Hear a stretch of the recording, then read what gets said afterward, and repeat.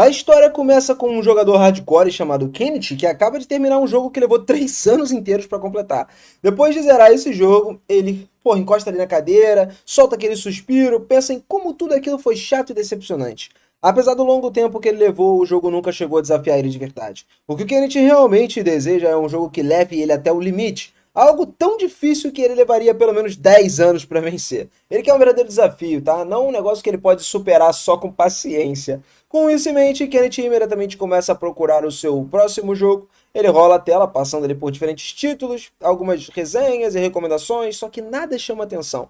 De repente, a tela do computador falha e começa a oscilar. Um texto estranho aparece, oferecendo um jogo que nunca termina e que se passa em um mundo fantástico repleto de magia. Os olhos do Kenichi começam a regalar de empolgação. Ele nunca ouviu falar de um jogo infinito e que, a ideia por si só conquistou ele. Com o coração acelerado, sem hesitar, ele clicou na opção que tinha e depois foi solicitado que escolhesse o nível de dificuldade. As opções variavam, do fácil até o difícil, algo comum de alguma forma e desinteressante para ele. Só que, ao rolar mais a página, ele percebeu uma opção extra no final da lista, modo infernal, basicamente, que seria o mais difícil de todos. Isso era algo que ele nunca tinha visto antes, e sua empolgação disparou. Talvez esse final fosse um desafio que ele procurava, E sem pensar duas vezes, ele escolhe o modo infernal. Em seguida, seleciona a classe invocadora e clica confiante no botão iniciar. No mesmo instante, algo estranho acontece e a tela pisca intensamente. Antes que ele possa reagir, é sugado diretamente para dentro do monitor. No momento seguinte, ele acorda num mundo completamente diferente, como um recém-nascido, chorando ao nascer, E aí a família pobre de camponeses que ele começa ali a aparecer e tal. Pouco depois do nascimento, um homem o segura com cuidado e lhe dá um nome, Alan. Surpreendentemente, Alan não se sente desesperado com a situação. Na vida anterior, ele era um gamer falido de 35 anos, então ele estava preso no emprego sem futuro. Comparado com aquilo, essa nova vida para ele parece um recomeço. Reencarnar deu a ele uma segunda chance para viver algo melhor e mais significativo. Só que, no momento, o Alan tem apenas 1 ano de idade e ainda não consegue falar. Ele pensa com mais clareza, de alguma forma, consegue organizar suas ideias para poder entender que as pessoas dizem ao seu redor ali, observando tudo atentamente, acho que é o primordial para agora, E ele também percebe que a língua falada nesse mundo é japonês, sendo o idioma comum por lá. Alan e sua família vivem numa vila fronteiriça, onde os pioneiros pagam impostos a um senhor feudal em troca do direito de cultivar a terra. A vila ainda é nova, um pouco desenvolvida e nem sequer possui um nome próprio. O pai de Alan se chama Holden, um homem trabalhador, atencioso, que faz tudo o que ele pode para poder sustentar a família. Pela aparência, Alan estima que tenha cerca de 20 anos. A sua mãe se chama Ja. Provavelmente está no final da adolescência. Observando o quanto seus pais são próximos e amorosos, Alan sabe que é apenas uma questão de tempo até ganhar irmãos mais novos. Mais tarde naquela noite, depois de ele colocar ela para dormir, o Alan ficou quieto na cama, pensando. De repente, ele se lembra de que nesse mundo deveria ser um invocador. Curioso, ele tenta abrir a janela de status para verificar suas estatísticas, porém, em vez disso, um grande livro se materializa e começa a flutuar em cima dele. Alan grita em choque vendo aquilo, e o seu grito chama a atenção dos pais. Em pânico, ele faz o livro desaparecer antes que eles entrem no quarto. E quando eles viram, nada parecia errado. Os pais presumiram que era apenas um barulhinho de sono e saíram dali. Assim que ficaram sozinhos de novo, Alan traz o livro de volta e ele descobre que aquilo é um grimório, contendo detalhes sobre as estatísticas e habilidades. Lendo, ele começa a confirmar realmente que ele é um invocador, assim como ele escolheu no jogo. E o livro explica que ele pode invocar criaturas, mas por ser muito jovem, ele está limitado a insetos e pequenos animais. Mesmo assim, o Alan fica extremamente animado, tentando invocar um inseto imediatamente. Só que não importa quantas vezes ele tente, nada acontece. Depois de várias tentativas frustradas, ele se acalma de alguma forma e pensa melhor. Então, ele se lembra de outra habilidade descrita no Grimório, que é criar. Ao ativar essa habilidade, finalmente algo acontece. Um cartão de criação do inseto aparece bem na sua frente. Vendo isso, Alan percebe que precisa criar uma criatura primeiro, antes de poder invocá-la. Agora que ele tem a carta de criação, ele se prepara para finalmente invocar o inseto corretamente. Só que no momento em que ele está prestes a fazer isso, sua mãe entra no quarto para ver o que ele está fazendo, e aí o Alan reage imediatamente, deitando-se de novo e fingindo que estava dormindo. Mesmo depois disso tudo, e que a mãe saiu do quarto, ele percebe que está subitamente muito cansado. As pálpebras ficaram pesadas e aí ele começa a entender que é inútil tentar permanecer acordado. Decidindo que é melhor descansar, resolve dormir e deixar a invocação para a manhã seguinte. Na manhã seguinte, quando seus pais não estão observando, Alan cuidadosamente pega o seu grimório de novo. Dessa vez ele consegue concluir a invocação com sucesso, Num instante, um gafanhoto gigante aparece e pula diretamente em cima dele. O Alan entra em pânico, mas rapidinho ele tenta dar ordens à criatura, mandando ela obedecer ele. Infelizmente, o gafanhoto não demonstra interesse e simplesmente sai pulando sozinho. Confuso, o Alan verifica o Grimório de novo, esperando encontrar uma explicação. Ele conta as estatísticas do gafanhoto registradas no livro, além de uma informação importante. Ele precisa dar um nome à criatura invocada. Depois de pensar um pouquinho, o Alan decide chamar ele de Dina. E ao observar a própria ficha de status, ele percebe que invocar Dina realmente aprimorou suas habilidades. Só que antes que pudesse comemorar, sua mãe entrou de repente no quarto. Ela percebe Dina imediatamente e com muito medo de insetos, ela reage sem pensar esmagando o gafanhoto na mesma hora. Assim, Dina desaparece instantaneamente. Depois de alguns dias treinando suas habilidades e testando coisas diferentes, Alan finalmente consegue invocar outra criatura. Dessa vez é um pequeno rato, ao qual ele decide dar o nome de Mousse. E aí, infelizmente, o Mousse, ele de alguma forma parece ser tão pouco inteligente quanto o Dina era e raramente obedece às ordens. A maior parte do tempo ele faz o que ele quer. Só que ao contrário de Dina, Mousse de alguma forma possui uma habilidade útil chamada correria, que permite a ele se mover com a velocidade extremamente alta. Embora ainda não seja muito obediente, pelo menos ele usa essa habilidade quando o Alan pede, o que já deixa o garoto um pouco mais satisfeito com a invocação. Alan passa o resto do dia estudando cuidadosamente o Grimório, e ele lê cada página repetidas vezes, tentando entender como a invocação realmente funciona e o que precisa fazer para conseguir monstros mais fortes, capazes de obedecer os comandos corretamente. Ele pensa em diferentes métodos, possíveis ali, condições de combinações de habilidades, mas por mais que estude, não encontra uma resposta clara. No fim, todo o esforço não leva a nenhum resultado concreto, e ele acaba se sentindo frustrado. Mais tarde, o pai de Alan, Holden, finalmente retorna para sua casa. Suas roupas estão manchadas de sangue, deixando claro que ele acabou de voltar de uma caçada perigosa. Orgulhoso, ele conta a Alan que conseguiu abater um javali enorme, descrevendo o quão grande e assustador ele era. Então ele pergunta a Alan se gostaria de vê-lo. Ao ouvir isso, o Alan fica extremamente animado. Seria o primeiro monstro real que veria neste mundo. Vendo a empolgação do filho, Holden decide levar ele junto, e essa é a primeira vez que Alan sai de casa, então ele se sente emocionado, né? Durante o caminho, seu pai aponta para um bando de pássaros chamados Albarron. E aí, nessa época do ano, eles voam rumo ao norte, marcando ali uma chegada do outono. Holden explica que escolheu o nome de Alan inspirado nessas aves. Após cerca de 10 minutos de caminhada, eles chegam ao local onde o javali está sendo cortado. Várias pessoas trabalham juntas processando o monstro. Inicialmente, Alan está cheio de empolgação e observa tudo de perto, mas quando ele olha com mais atenção, essa empolgação lentamente se transforma em medo. Ver uma criatura tão grande e poderosa pessoalmente faz ele perceber o quão assustador aquele mundo realmente é. Alan entende que se tivesse que lutar contra algo assim naquele momento, ele não teria a menor chance. Pouco depois, um homem chamado Jera, vizinho deles, aproxima ali e acaba parabenizando Holden pela conquista. Logo, os outros moradores também começam a elogiar, reconhecendo que derrotar um javali daquele porte não é uma tarefa fácil. Holden então apresenta Alan a Jera. O homem fica impressionado com o quanto o garoto é educado e bem comportado, especialmente considerando que tem apenas 1 ano de idade. Em seguida, Alan pergunta quão forte um javali realmente é. E Jera, de alguma forma ali, explica que eles são monstros perigosos, que normalmente são necessárias cerca de 20 pessoas para derrotar só um. O Alan, então, absorve essa informação em silêncio. Isso dá a ele uma noção clara do nível de força existente naquele mundo e o tipo de ameaça que ele poderia enfrentar no futuro. Cerca de 10 meses depois, Alan recebe a notícia empolgante. Finalmente ele alcançou o nível 2 como invocador, e esse avanço permitiu a ele criar cartas de criaturas de rank G. Isso já representa um grande passo para a jornada dele, tá? Além disso, ao alcançar um novo nível, ele adquire uma habilidade totalmente nova que lhe permite fundir as suas criaturas invocadas. A melhor parte é que o espaço do inventário também dobra, o que significa que agora ele pode acumular o dobro de buffs que antes, aumentando muito o seu potencial de força. Naquela noite, depois do jantar, Alan está mais animado do que nunca com seu novo nível, a sua nova habilidade, né, de inventário ampliado, e ele se prepara com entusiasmo para testar a sua técnica de fusão pela primeira vez. Porém, logo ele acaba desapontando ao perceber que ainda não consegue utilizar em suas cartas. Mesmo com um MP completamente cheio, não importa o quanto ele tente ou quão cuidadosamente ele siga nesse processo, a fusão simplesmente não ativa. Isso frustra ele, mas ele entende que ainda é muito jovem e não possui força suficiente. O tempo passa e quando o Alan completa 3 anos de idade, já é possível perceber o quanto ele evoluiu na sua trajetória como invocador. Depois de muitas tentativas e práticas constantes, ele finalmente consegue usar sua técnica de fusão em algumas das suas cartas. Por meio desse processo, ele cria uma carta de pássaro e a criatura invoca recebendo o nome de Chappie. Chappie possui uma habilidade especial chamada imitação de voz, que permite a ele imitar perfeitamente tudo que o Alan diz. Ao ouvir a sua própria voz sendo reproduzida pelo pássaro, o Alan ele percebe imediatamente o quão útil essa habilidade pode ser. Ele imagina usar Chappie para confundir os inimigos, atrair monstros para armadilhas ou criar distrações durante as batalhas. Observando tudo o que ele aprendeu até agora, Alan se sente satisfeito. Ele reconhece a profundidade e a complexidade desse mundo e admite para si mesmo que ele é muito mais hardcore do que qualquer jogo que tenha experimentado da sua vida anterior. Por volta das 3 da tarde, uma das suas amigas, garota chamada Karina, vai até a sua casa para brincar. Como sempre, eles começam uma disputa de cavaleiros ali, lutando com espadas feitas de gravetos. No início, o Alan subestima ela, acreditando que vencer seria fácil. Só que, para sua surpresa, Karina é muito mais rápida e ágil do que esperava. Ele se move ali com muita precisão, esquiva dos ataques e contra-ataca antes que possa reagir.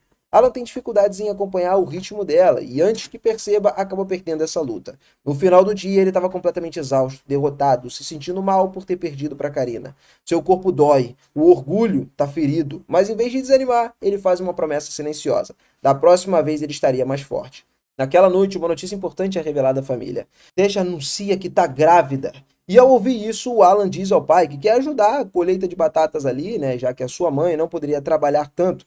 No fundo, ele sabe que consegue lidar com o trabalho físico, porque sua resistência é maior do que de uma criança comum. Só que seus pais não sabem disso. Eles dizem gentilmente que um garoto da idade deles não precisa trabalhar e deve focar em brincar e aproveitar a infância. Também o incentivo a continuar passando tempo com Karina, já que percebem o quanto ela deixa feliz. Em seguida, mencionam que estão ansiosos pela cerimônia de avaliação de Alan. Sem entender, Alan pergunta o que é isso. Então, seus pais explicam que quando ele completar 5 anos, vai ter uma cerimônia divina para poder determinar o seu talento. Eles esperam que o Alan ele receba um talento poderoso, algo que possa libertar a família da vida dura como camponeses.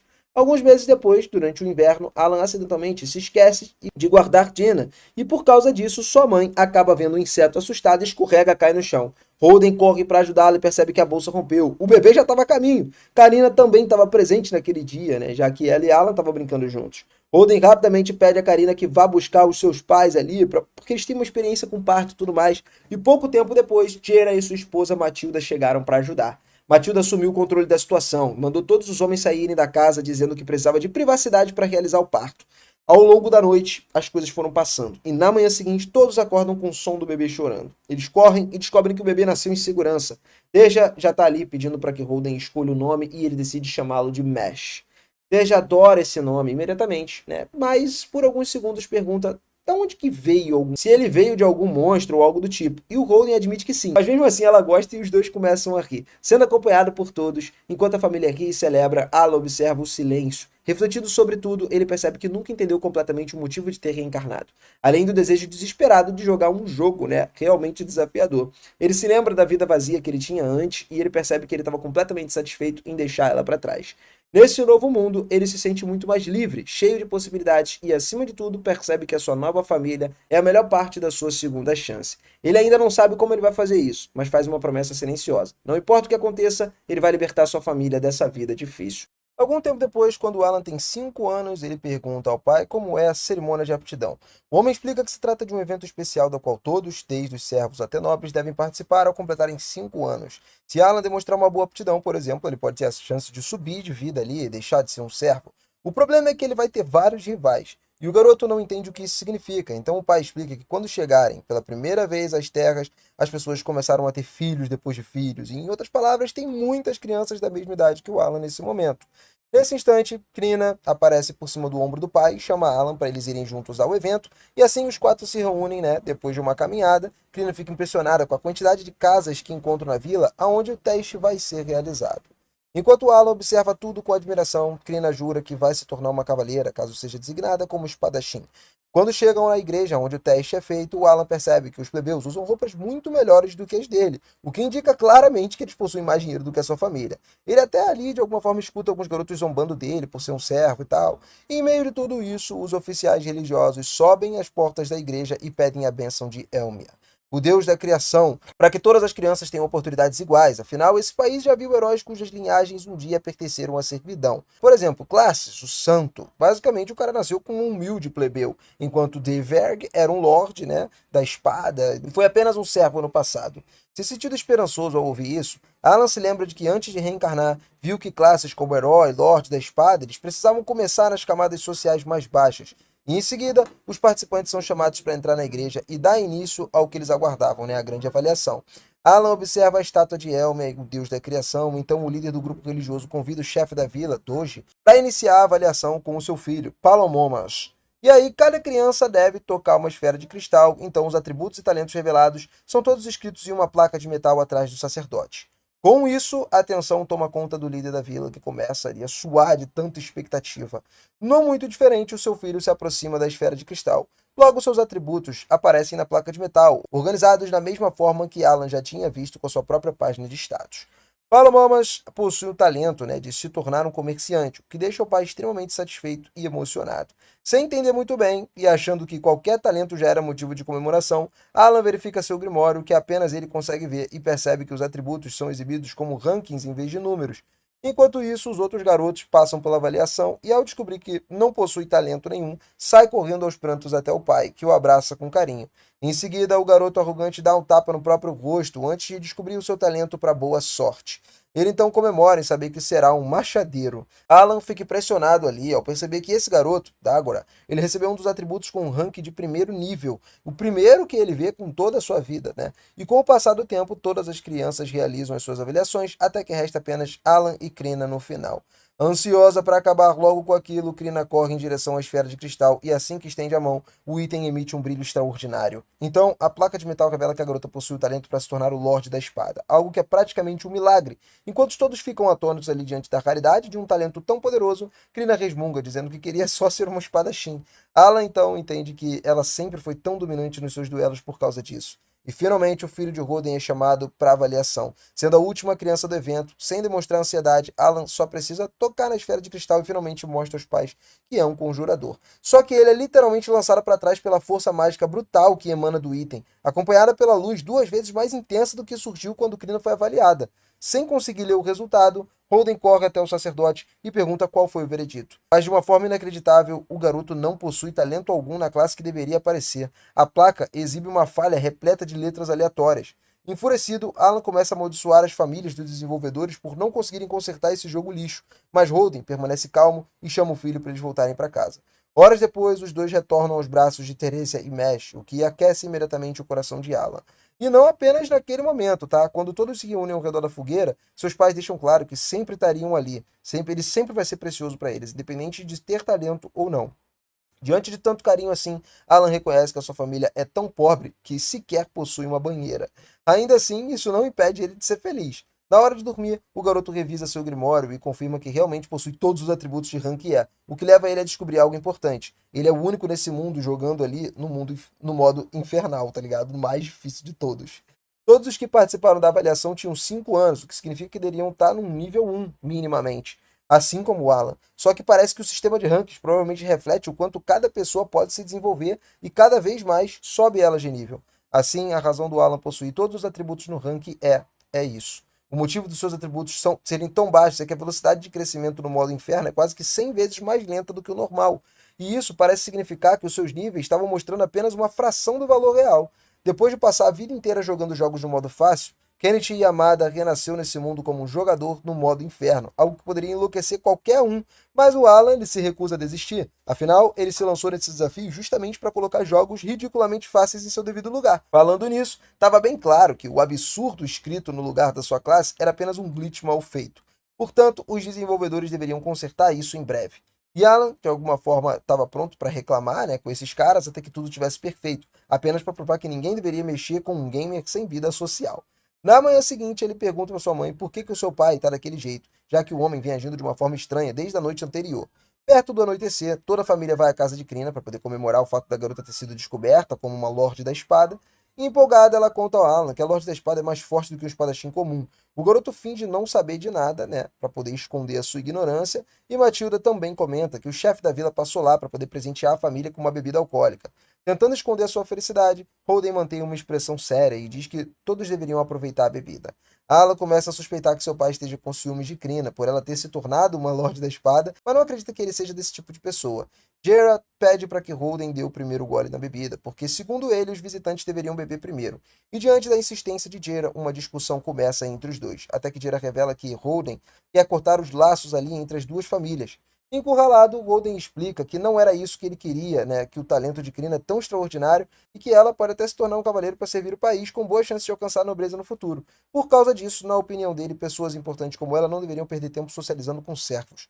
Com isso, a discussão entre Holden e Jude ali começa a se aproximar de uma briga. Então Alan pede a Crina que faça algo para impedir os dois, mas suas esposas chegam primeiro, mostrando que a agressão física também pode resolver problemas. Matilda deu um soco no rosto do marido, e depois disso, Alan aprende que não deve se mexer com aquela mulher. O garoto pergunta se aqueles dois sempre foram tão teimosos, e ela responde que se tornaram um pouco mais maduros depois que viraram pais, porque antes era trocando soco quase que todos os dias. Teresa diz que os dois casais são amigos desde a infância e que cresceram juntos. Enquanto isso, Matilda conta a história de que, quando souberam da fundação de uma nova vila, 10 anos atrás, os quatro decidiram construir suas próprias casas naquele local. Por isso, as casas deles são bastante parecidas. Holden e Jaira começaram a competir novamente, né, para ver quem trabalhou mais na construção, mas acabaram fazendo as pazes depois de beberem o licor que nenhum dos dois trocava desde que se casaram. Ao amanhecer, enquanto trabalha, Jaira descobre que a Ordem Noturna estava atrás de Karina. Por esse motivo, junto dos seus amigos, ele leva a filha, né, até a cidade, onde ocorreu a avaliação do dia anterior. Surpreendentemente, a notícia de que existia um Lorde da Espada entre os plebeus se espalhou muito rápido, fazendo com que muitas pessoas já soubessem que Karina era uma criança talentosa. E aí, de alguma forma, Dagora apareceu lá segurando um porrete com um olhar muito furioso. Alan se lembra imediatamente do que aquele garoto que empunhava o machado durante a avaliação. Dagora, ele perguntou a Alan o que ele estava fazendo ali, já que aquela cidade não era lugar para perdedores sem talento. E imediatamente, Karina, ela se coloca entre os dois para proteger o amigo e Jaira precisa segurar a filha antes que espanque o garoto. Nesse momento, a Ordem Noturna chega, impondo respeito à população, observando com admiração a chegada do chefe Zenoth, um Sword Master ali, e os seus subordinados que desceram dos seus cavalos. O chefe da vila chama Jaira e sua filha, e Alan, né, percebe que o quão animada a amiga tá com tudo aquilo. Faz apenas 3 anos de que os dois começaram a fingir alguns duelos, e agora ela, diante de uma oportunidade de ouro, poderia duelar, só que Jaira não parece satisfeito com a proposta do capitão para que Krina se junte à Ordem Noturna, argumentando que ela ainda é muito pequena e não tem força para empunhar uma espada de verdade. Zenoth não só afirma que a garota é uma Lorde da Espada, como também diz que consideraria a recusa do pai como uma tentativa direta de enganar o Barão Granville. Segundo o oficial, falsificar a avaliação é punível com a morte. E ao ver o pai hesitar, ele declara que seria necessário verificar o talento da criança, se é legítimo ou não. Diante da situação, o chefe da vila propõe um duelo. Jaira implora por misericórdia, mas Zenoth declara que, se Krina de alguma forma não lutar, ela seria executada junto com a sua família. Nessa hora, o desespero tomou conta de todo mundo que estava assistindo, né? Porque, pô, uma cena cruel dessa, menos a garota. Ela, quando viu a espada sendo oferecida, correu para demonstrar uma confiança inacreditável. Assim que ela é colocada diante do vice-capitão, que se apresenta como Lebrand, que pertence à classe de Lancer, depois dela se apresentar, né, vou falar o nome dela, a cavaleira, ela avança contra o oficial sem qualquer medo. Muito pelo contrário, ela age como se estivesse brincando ou algo do tipo, e tem um sorriso no rosto dela que não desaparece. Os dois começam a trocar golpes, mas Lebrand bloqueia o ataque da garota com muita facilidade. Enquanto Dagora tá lá impressionado com a força da menina, Alan avalia que talvez a habilidade de esgrima dela esteja no nível 5, devido a todo aquele treinamento diário, né, que eles realizaram. Mesmo assim, o vice-capitão contra-ataca a força de Karina e defende com dificuldade, deixando o Jaira cada vez mais desesperado. A garota não perde a confiança e tenta revidar, mas acaba abrindo demais a guarda e recebe um forte chute no estômago, sendo arremessada contra a parede com uma força suficiente para esmagar os tijolos. Jaira tenta correr até sua filha, mas é contido por 2 soldados. Assim como Alan e Holden, que estão lá sendo impedidos de ajudar a amiga, né? A derrota parece certa, assim como tinha sido a execução de Krina e da sua família. Só que a Senhora da Espada se levanta de novo e começa a emitir uma energia mágica que faz o olho esquerdo do seu rival tremer. Com isso, a garota avança mais contra o oponente e demonstra força e agilidade 4 vezes maiores do que antes, forçando Lebrand a dar tudo de si para não ser cortado em pedaços. Depois de uma série brutal de golpes, Karina, de alguma forma, consegue a partir a lâmina do vice-capitão ao meio, o que quase levou o crânio junto dele. Então Zenoth declara o fim do duelo e a vitória da garota. Enquanto todos assistem à luta e começam a comemorar, o capitão se aproxima de Jaira e parabeniza por ter criado uma legítima Lorde da Espada. Em seguida, pede desculpas por ter duvidado das palavras do homem. Jaira, no entanto, mantém o rosto sério, se concentrando apenas em proteger a sua filha. Zenoth pede uma chance para discutir o futuro de uma jovem tão talentosa e afirma que se isso fizesse se sentir mais confortável, Jaira pode levar seus amigos para essa reunião. Horas depois, na residência do chefe da vila, Jaira mantém uma expressão meio severa, né, o tempo todo, depois da vida da sua filha ser colocada em risco. Alan entende por que o filho do chefe estava sentado na mesa, mas não faz ideia do porquê que aquele garoto guerreiro do machado estava ali com o pai. Talvez estivessem desesperados, né, para não serem ofuscados pela Senhora da Espada. Nesse momento, Zenoth explica que ele foi enviado pelo Barão Grumble para poder determinar se era verdade ou não a Senhora da Espada que tinha surgido entre eles. E o resultado não poderia ser mais claro depois desse duelo.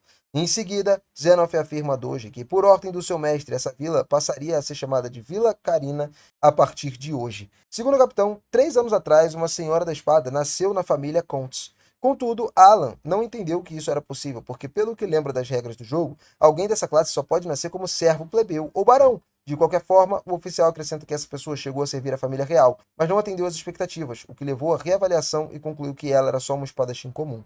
Mais tarde, se descobriu que muitos membros da nobreza exageravam bastante nos talentos de indivíduos, o que acabou levando à criação de regra ali que sempre reavaliariam as crianças que eram consideradas especiais. Dito isso, Zenoff pediu desculpas mais uma vez a Dieira por submeter sua filha num julgamento tão difícil e pede que ele crie ela com muita dedicação, porque aos 12 anos ela pode estudar na academia e eventualmente servir a família real. Dógora pergunta se qualquer pessoa pode entrar nessa academia para se tornar um cavaleiro e o pai do garoto pede desculpas pelo comportamento do filho. Interrompendo a conversa, o capitão ele demonstra paciência e responde que o instrutor será enviado para aquela vila. Portanto, Dógora deve se dedicar aos estudos e ao treinamento para conquistar a aprovação na academia. Karina diz a Alan que vai estudar junto com ele e tal, mas Dógora afirma que as pessoas sem cérebro como ele, sem talento, não são capazes disso. Karina rapidamente corre para defender o seu amigo mais uma vez. E o Alan acha engraçado ter 40 anos e ser defendido por uma menina de 5. Nesse momento, Zenoff finalmente percebe a presença de Alan e, ao descobrir quem o seu pai é, se levanta da cadeira para cumprimentar Holden, o caçador de javalis, uma verdadeira lenda local. Holden não entende de onde vem tanta admiração, e o capitão explica que o barão é apaixonado pelas carnes de javalis servidas na vila. Nesse instante, Alan pensa em como seu pai e os outros trabalhadores arriscam suas vidas para caçar aquela besta, mas foi o barão quem ficou com a carne. Ainda assim, ele se sente muito feliz pelo respeito, né, que o capitão demonstra por Holden. Depois do término da reunião e as duas famílias se separarem, Holden comenta com seu filho como Karina pode se tornar uma heroína, como aquelas histórias, né, que já existem do passado, mas que até mesmo servos como ele às vezes podem ser reconhecidos pelos nobres. De qualquer forma, o homem acredita que seu filho ainda tem uma chance de realizar grandes feitos na vida, já que ele carrega os genes do próprio pai, né? O pai é bravo. Dito isso, Alan tira 2 frutas que roubou da reunião para poder dar à mãe e ao irmão, e os dois caem na gargalhada quando Holden mostra que roubou ainda mais. No dia seguinte, o menino acorda radiante e algumas excelentes notícias apareceram. Ele finalmente aprimorou sua habilidade de conjuração, desbloqueou a técnica de encantamento e adquiriu a capacidade de invocar criaturas de rank F. Aparentemente, ele ainda precisa fundir 2 cartas para poder criar uma nova, exatamente como aconteceu com o pássaro Chappie, mas imediatamente a criança fica totalmente empolgada com a ideia de invocar um dragão parecido com o Tinryu. E aí ele também se anima, né, percebendo que o limite do seu inventário de cartas aumentou de 20 para 30. Já faz 2 anos desde a última vez que Alan tinha aprimorado a conjuração, que explica tamanha felicidade. À noite, enquanto a família se reúne em volta da lareira, Teresa sente o cheiro ali do seu filho mexendo dentro de uma barriga já enorme e o Alan se oferece para poder lavar a louça para aliviar o trabalho da mãe. Quando o mestre pergunta se vai ter um irmãozinho, Teresa comenta que, como os chutes estão mais suaves dessa vez, o próximo bebê provavelmente vai ser uma menina. Ela então lembra do marido, né, de que já era hora de pensar num nome, reforçar que prometeu deixá-la escolher o nome. Enquanto Teresa reflete sobre os nomes de meninas, Alan comemora silenciosamente ao receber uma mensagem de Elmi em seu livro, informando que todos os seus pontos de mana foram completamente restaurados. Seus pais percebem que ele está distraído, já que não consegue ver o livro, e acabam presumindo que o garoto estava só delirando, brincando ali com algum amigo imaginário, de uma forma leve. A conversa então muda de rumo ali quando Holden comenta sobre como a sua cicatriz melhorou. Ele explica que ganhou aquela marca durante a prova dos deuses, ocorrida na caçada do javali daquele dia. Quando Alan pergunta o que isso significa, o pai explica que o êxtase divino é um fenômeno raro, em que às vezes acontece durante a caçada, que é basicamente quando uma onda de energia percorre seu corpo, curando os ferimentos e dissipando o cansaço. Ao ouvir isso, o Alan imagina que deve ser o equivalente ao processo de subir de nível naquele mundo. Como seu pai é um caçador de javalis veterano e muito respeitado na comunidade, mesmo sem conseguir verificar o seu status, Alan presume que Holden esteja num nível bastante alto. Por outro lado, apesar da sua recente evolução, o Alan ele ainda permanece no nível 1, só poderia mudar disso se enfrentando criaturas fortes o suficiente para conceder experiência. O problema é que os servos não podem sair da aldeia sem permissão, a menos que eles estejam indo caçar. Essa é a única exceção. Por isso, o Alan se voluntaria para a próxima expedição, mas o Holden o interrompe imediatamente, afirmando com firmeza de que caçar não é um jogo, e sim algo extremamente perigoso, capaz de custar vidas. Até Teresa se surpreende com a fraqueza do marido. Alan não insiste, mas também não desiste de evoluir da sua própria maneira. Antes de dormir, ele consulta novamente o livro e percebe que finalmente entendeu ali que ele recebeu uma mensagem. Depois de enviar algumas reclamações do típico estilo de jogador tóxico, os desenvolvedores corrigiram o bug de texto. A mensagem dizia: enviamos uma mensagem profética ao grande Papa para alertar a todos. A escolha da palavra parece estranha, quase que divertida. Refletindo sobre seus atributos, o Alan percebe que todos estavam classificados como Rank E, já que subir de nível no modo infernal é um processo lento e muito complicado. No entanto, um anexo ali com dados brutos revela algo surpreendente. Ele possui o Rank S em mana e inteligência, além de alguns atributos de Rank A e Rank C. No geral, isso coloca aproximadamente no mesmo nível de Karina. Animado, ele decide testar suas habilidades de encantamento em Dina, e o resultado é aumentando os atributos ali do monstro. Resistência e agilidade funcionam como buffs para o invocador. Só que o encantamento ele não altera o bônus base. O invocado, de alguma forma, não fica maior e nem mais intimidador, mas claramente mais forte. Isso mostra a Alan que ser um invocador é muito mais do que só chamar criaturas gigantes. Mais tarde, Dia entra na sala e se assusta ao ver Dan lá, acabando por pisar na pobre criatura e matá-la novamente. Alguns dias depois, Bolden sai para uma caçada. Enquanto isso, o Alan passa várias noites encantado, removendo alguns encantamentos ali, né? Até descobrir que os efeitos das cartas não desaparecem. Isso significa que, enquanto ele tiver mana sobrando, o ideal é encantar todas as cartas do seu inventário. Depois de testar quase todas as funções possíveis sem sucesso, resta só uma combinação. Reunindo toda a sua sorte, ele funde um inseto franco com um pássaro rank F. O resultado é inesperado e nada satisfatório à primeira vista. A carta se chama Grama F. Alan sequer imagina que a grama pudesse ser uma invocação. Por outro lado, a carta concede um impressionante bônus de até 12 pontos de mana, o que para um invocador é ouro puro. Normalmente ele levaria décadas para evoluir no modo infernal, mas talvez essa carta encurte o caminho em alguns anos. Ao invocá-la, ele percebe que a criatura se parece com uma maçã ambulante e decide chamar ela de Pô, mesmo reconhecendo que o nome não é dos melhores. A criatura exibe a sua habilidade, chamada Aroma, que faz com que ela se enterre no solo e desenvolva um broto cuja copa fica exposta. O cheiro é muito agradável, semelhante a um óleo essencial. Alan não faz ideia de para que isso serve, né? Mas aprecia o fato do seu quintal estar se tornando um pequeno jardim, embora lembre a si mesmo de que não veio para aquele mundo gelado para poder ser um jardineiro, né? E a Teresa chamou ele para o almoço depois. O Alan ele tentou fazer o Pur retornar a carta, mas o combinado não funcionou. Quando a mãe se aproximou, viu o broto estranho do quintal, admirando o aroma, e Alan também se pergunta qual é exatamente o propósito daquele cheiro. Mais tarde, ele treina com Karina, como de costume, e mesmo que apanhe, né, dessa vez, fica claro que ainda não tem chance contra ela. Ainda assim, Karina percebe que o seu parceiro está mais resistente. Ao verificar o livro, Alan descobre que a sua habilidade com as espadas subiu para o nível 3, que aumentou ainda o inventário, permitindo a ele melhorar os seus atributos de ataque e defesa. Ele começa a suspeitar ali que o aroma tenha algo a ver com isso. Após algumas horas de treino, o Alan já lançou pedras no mesmo ponto de uma árvore cerca de 20 mil vezes, o que abre um buraco no tronco, mas sem qualquer sinal de subir de nível. Além disso, ele não pode dedicar todo o tempo no treinamento porque ele precisa ajudar a mãe grávida a cuidar do irmão mais novo. Ao entardecer, Alan observa toda a migração ali dos Albarron. São aves ali inspiradas no seu nome.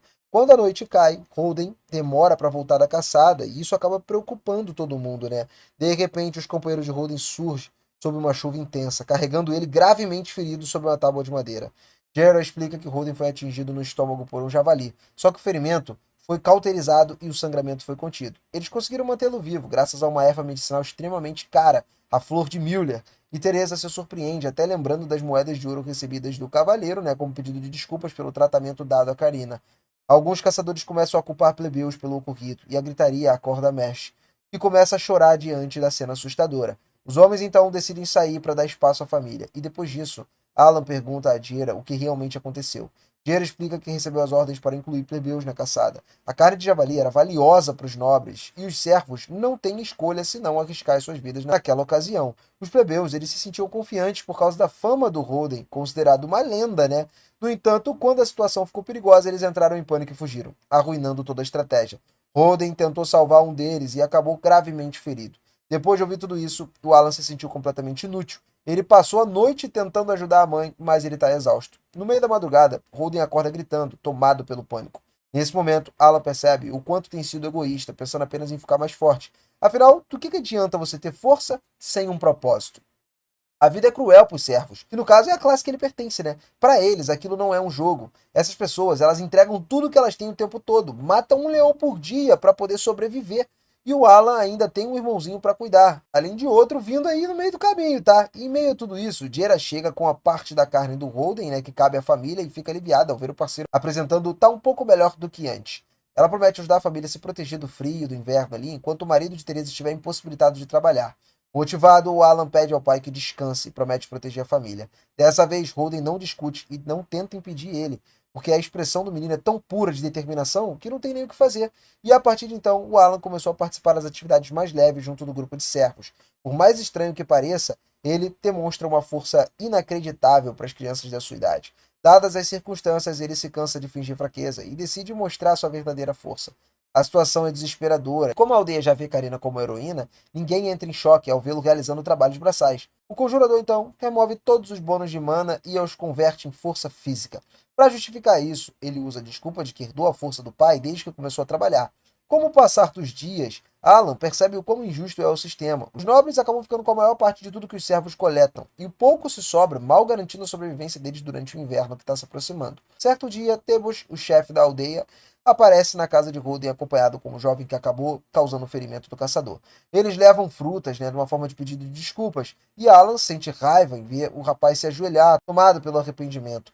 Holden não o trata com condescendência e orienta o garoto a ser mais cuidadoso. No entanto, quem realmente levanta a voz é Teresa, deixando claro que um erro daquela criança quase custou a vida do seu marido, porque a vida humana é muito valiosa, independente da classe social. Nesse momento, os servos do amigo se aproximam e acompanham até a porta, demonstrando afeto, respeito, admiração. Aquilo faz o Alan concluir que tem os melhores pais do mundo.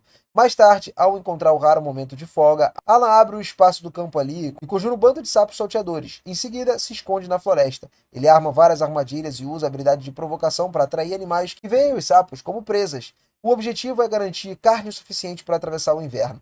A estratégia funciona, mas só até certo ponto, afinal não é um animal comum que aparece, e sim um Alba-Aeron gigantesco, um monstro de rank B. Ao verificar o seu status, o Alan percebe que a sua habilidade de encantamento subiu para o nível 2, aumentando os atributos das criaturas também encantadas de mais 10 para mais 20. Todas as cartas no seu inventário estavam agora encantadas, e mesmo diante disso, determinado a proteger sua família, o Alan não recua. Ele atira uma pedra na cabeça da criatura, aproveitando o momento para trazer uma surpresa, né, avançando, e desfere um golpe com a espada de madeira no pescoço do monstro. Só que ele recebe um chute muito violento como resposta. Depois ele invoca vários cães, cuja principal habilidade é a mordida, e a matilha cerca o Albarron e ataca, conseguindo causar algum dano, né? Só que, um a um, os cães são derrotados pelo monstro. O Alan tenta atacar novamente com a sua espada de madeira, mas recebe um golpe ainda mais forte que o anterior. Além disso, a cada criatura derrotada, ele perde um bônus concedido por elas, enfraquecendo seus atributos e deixando ele extremamente vulnerável. Lógico que o nosso prota tinha que agir o mais rápido se ele não quisesse virar comida de pássaro. Então, quando a oportunidade surgiu, ele invocou duas sanguessugas, que imediatamente começaram a sugar o pescoço da criatura. Alan nunca tinha testado elas antes, mas felizmente, como esperado, ele possuía a habilidade de drenar energia, e isso enfraqueceu o pássaro o suficiente para que ele tivesse uma chance de fugir. Assim que ele conseguiu se libertar, Alan invocou ainda mais sanguessugas e lobos, e com os esforços combinados das criaturas, ele finalmente conseguiu desferir o golpe final e derrotar o monstro. O Alan mal podia acreditar no que ele tinha feito, e cara, aquilo era de fato o seu primeiro abate. Seu Grimório confirmou que o pássaro estava realmente morto, e ele ainda recebeu 100 de XP como recompensa. Mais tarde naquele dia, o Alan voltou para casa, né, carregando aquele pássaro, deixando toda a família sem palavras. Eles não conseguiam acreditar que ele realmente tinha matado algo assim, e o Alan contou que ele conseguiu pegá-lo de surpresa enquanto o monstro estava distraído, que era em grande parte verdade, né? Mas ele omitiu completamente a parte das suas invocações. Gerta começou a inspecionar o cadáver, intrigado da forma como o Alan tinha conseguido derrotar a criatura enquanto ele usava apenas uma espada de madeira e algumas pedras. E durante a análise ele percebeu marcas de mordida no pescoço do pássaro e questionou Alan sobre aquilo. O Alan inventou com desculpa ali, né? Uma coisa apressada, dizendo que estava lutando por instinto e fez o que foi necessário. Gerta passou ali a imaginar o Alan mordendo esse pássaro com todas as forças, e ainda assim, independente de como aquilo tinha acontecido, acontecido, o feito era impressionante. Ele parabenizou Alan, lógico, pelo excelente trabalho, e ainda se ofereceu para ajudar ele a secar a carne e retirar o sangue, já que era a primeira vez que o Alan fazia aquilo. Os dois seguiram juntos para o curral, e olha só, o engraçado é que o pássaro pesava cerca de 60 quilos, mas depois de ser retirado o sangue seco, cara, aí o peso caiu para aproximadamente 20 quilos. Só metade da carne era realmente comestível. As asas, por outro lado, rendiam um bom dinheiro e vinham acompanhadas de uma pedra mágica. Mesmo assim, no final das contas, a maior parte precisava ser entregue como imposto. Tudo dependia dos superiores. Alan achava os impostos de 60% sobre todos os alimentos completamente injusto, e Goethe concordava com ele, porém, normalmente não tinha nada que eles pudessem fazer a respeito. Ainda assim, como a situação do Alan era um pouco diferente, talvez ele conseguisse usar a culpa, né? Ou melhor, negociar com o chefe para poder ficar com um pouco mais do que o normal. Mais tarde, Alan e Goethe foram lá no escritório do chefe para relatar a caçada, e o chefe ficou muito satisfeito com a notícia, mas Goethe sugeriu que Alan entregasse apenas as asas como pagamento do imposto. Ficava com o restante da carne, e isso pegou o chefe de surpresa. Ele tentou explicar que não podia aceitar aquilo, porque o barão tinha exigido mais comida do que o habitual naquele ano.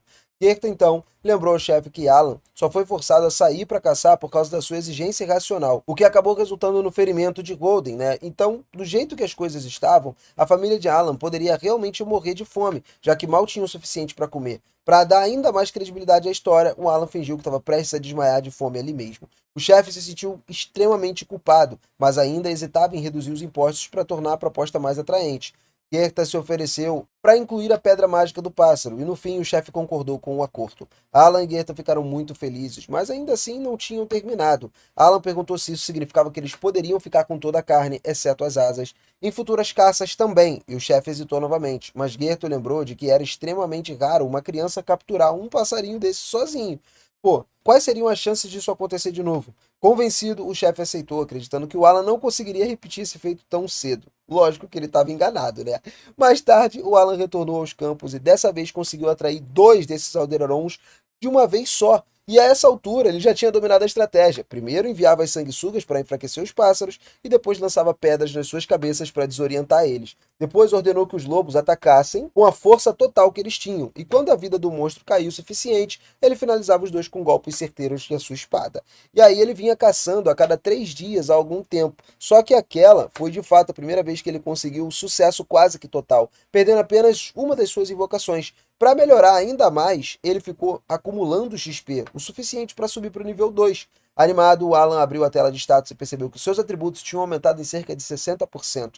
Era um pouco menos do que ele esperava, mas ainda assim um aumento enorme. Levou 6 anos para subir num único nível, entendeu? Então agora que finalmente tinha acontecido, pô, ele estava se sentindo honrado por contar a verdade para sua família. Pouco depois, o Alan voltou para casa carregando os 2 pássaros e seu pai ficou admirado por ele ter conseguido capturar os 2 de uma vez só, mas percebeu que tinha algo diferente no Alan naquele dia. Só que o Alan ainda tinha outras obrigações para fazer, incluindo a sua sessão de sparring com Karina, né? Então ele saiu antes que Holden tivesse a chance de conversar. Depois daquela caçada, Alan tinha capturado oficialmente 10 pássaros no total, o suficiente para sua família sobreviver o inverno inteiro. Ele gostaria de continuar caçando para poder alcançar o nível 3, mas duvidava que encontrasse tantos pássaros assim com muita facilidade. Graças ao aumento dos seus atributos, Alan agora conseguia acompanhar a Karina com muito mais facilidade. Ainda assim, em um momento de distração, ela se aproximou sorrateiramente por trás e deu um tapa na cabeça dele.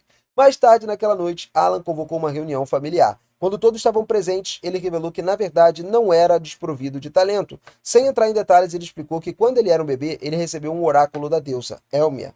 E isso significava que ele era mais inteligente e mais forte do que a média, mas também teria que trabalhar 100 vezes mais para evoluir. Seus pais acreditaram nele, embora ficassem abalados porque aquilo soava muito parecido com uma maldição. E, de certa forma, eles não estavam errados, tá? O Alan também explicou que só foi considerado sem talento porque a sua habilidade era recente demais para ser reconhecida. Eles ficaram surpresos e perguntaram o que isso significava. Talvez o Alan realmente tinha um talento. E ele respondeu que ainda não sabia qual era esse talento. Pensou em revelar que era um invocador, mas ele desistiu porque ele não sabia como é que as pessoas iam reagir, né? Descobrindo que ele podia controlar algumas criaturas vivas.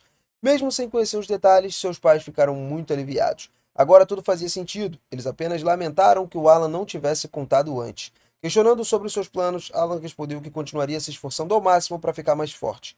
Holden o lembrou de pedir ajuda se precisasse, mas recomendou que ele não comentasse isso com mais ninguém, exceto Goethe, que era uma pessoa confiável. No dia em que caiu a primeira neve do inverno, o Alan começou a negociar a carne da ave que ele tinha estocado. Goethe veio ensiná-lo alguns truques de escambo, trocando parte da carne por sal e outros recursos. Um saco de sal custava cerca de 5 pedaços de carne seca, o que equivaleria a 5 moedas de prata. Assim, cada pedaço de carne valia uma moeda de prata. Sabendo que uma moeda de ouro equivalia a 100 de prata, o Alan ele calculou que precisaria de 50 moedas de ouro para que toda a família se tornasse plebeia. Isso significava caçar 500 pedaços de carne de Aldeiraron. E sinceramente, parecia muita coisa, mas ele tinha certeza de que conseguiria em alguns anos. Depois disso, Alan visitou a loja de poções em busca de algo para recuperar a MP, mas descobriu que o local não vendia itens tão sofisticados. Ao perguntar sobre as ervas medicinais, o balconista se lembrou de Gerta implorando por uma ali para salvar o Roden no passado. Aquela lembrança fez o Alan perceber que o seu pai não teria sobrevivido sem aquela ajuda. Mais tarde, andando pela cidade, Alan se surpreende com o preço absurdo das armas. Algumas custavam até 50 moedas de ouro. Foi aí então que Dogra apareceu lá do nada e tentou arrumar briga, exigindo que Alan se tornasse seu lacaio. O Alan não tolerou esse desrespeito, né? Deixou sua bagagem no chão, sacou a espada de madeira e desafiou ele. Dogra foi buscar um porrete, acreditando que ele estava em vantagem, mas o Alan, muito mais habilidoso, graças ao treinamento com Karina, o humilhou muito fácil. E com o tempo, Dogra começou a aparecer com frequência para poder treinar, embora ainda estivesse longe de competir de igual para igual. Naquela noite, Roden e Gerta voltaram com mais notícias. Depois de uma reunião com o chefe da aldeia, eles descobriram que ele, o barão, exigiu 15 entregas naquele ano, em vez de 10 habituais. Ele também exige que permitam que os plebeus voltem a caçar com ele nesse ano. Depois do que aconteceu da última vez, Roden e Gerta eram totalmente contra essa ideia. Ainda assim, eles não podiam ir contra as ordens diretas do barão. Sem alternativa, restava apenas aceitar e torcer para que tudo desse certo no final. Nesse momento, Alan se pronuncia e diz a todos que ele tem um plano. O verdadeiro problema de permitir que os plebeus participem das caçadas é que, na prática, eles são quase inúteis. No entanto, o Alan possui incontáveis horas de experiência em praticamente todos os MMOs imagináveis, e ele estava confiante de que poderia transformar até os novatos mais desastrados em alguém útil para a equipe. Por isso, ele pede para ficar encarregado do treinamento dos plebeus antes dessa caçada. Na manhã seguinte, Alan e Rodan se juntam num grupo de plebeus ali que vai acompanhar eles na caça ao javali. Quando avistam Alan, a maioria fica chocada, vendo que o garoto tão jovem está participando de um negócio desse, e Rodan rapidamente explica que todos seguirão um método de caça dele. Que Alan tá ali só para observar um pouquinho, ganhar um pouco de experiência. O Alan garante educadamente que não vai ser um fardo e faz uma reverência em agradecimento por permitirem que ele os acompanhe. Embora parte dele desejasse de alguma forma participar mais ativamente, ele sabe que a prioridade é ajudar a treinar os novatos. Seu foco é dar a eles alguma experiência de campo, coisa suficiente para que eles consigam contribuir mais nas próximas caçadas, porque ele não quer que ninguém se machuque gravemente, como aconteceu com seu pai no início, né? Que ficou todo ferido ali, com o javali no ano anterior. Um dos homens, então, se aproxima discretamente de Roden e pede desculpas por ter ferido ele, uma coisa que tinha causado naquele acidente e tal, e o Roden minimiza a situação com um sorriso, dizendo para ele não se preocupar. Em vez disso, ele lembra o grupo que devem manter os olhos na caçada de hoje, né, e deixar o passado para trás. Com isso, o portão da floresta se abre, rangendo, e a equipe começa a iniciar ali a sua aproximação. Ao entrar na mata, Alan percebe que, de repente, essa é a primeira vez dele, né, em 7 anos, desde que ele se tornou um servo, ele saiu da aldeia e agora tem que visualizar o mundo de uma forma diferente. Parece um passo pequeno, mas é um passo significante, tá? Talvez seja só o começo de um caminho que leve à libertação da sua família dessa vida. O que mais empolga ele, porém, é a possibilidade de avistar as lendárias montanhas do Dragão Branco. Existe uma antiga lenda de que um dragão branco mítico vive próximo àqueles picos ali, e Alan sempre sonhou em ver esse dragão, nem que fosse de longe. Pouco depois, a caçada começa. Todos se posicionam enquanto o enorme javali selvagem atravessa os arbustos com violência. No momento certo, a equipe de isca vem ali entrando em ação para poder direcionar aquela fera. O grupo de contenção assume em seguida mantendo o javali no lugar que eles tinham que ficar, impedindo ele de avançar, né? E assim que o animal fica cercado, o grupo de ataque avança para finalizar o trabalho. Alan observa tudo com muita atenção, percebendo que é a mesma formação e estratégia que o seu pai e os veteranos usavam há décadas, entendeu?